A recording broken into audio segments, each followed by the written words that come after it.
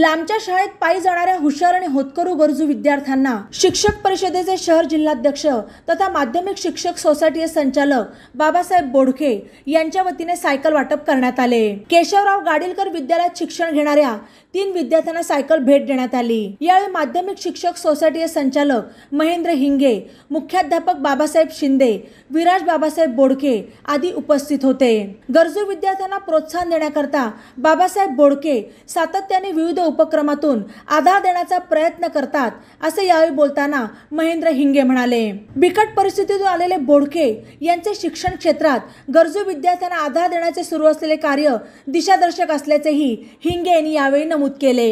तर बिकट परिस्थितीतून शिक्षण घेताना आपल्यावर आलेली वेळ या विद्यार्थ्यांना येऊ नये या भावनेतून त्यांना सातत्याने मदत करण्यात येत असल्याचे यावेळी बाबासाहेब बोडके यांनी स्पष्ट केले। सर्वसामान्य कुटुंबातील विद्यार्थ्यांना शाळेत जाण्यासाठी सायकल मिळाल्याने त्यांच्या चेहऱ्यावरील आनंद यावेळी ओसंडून वाहत होता।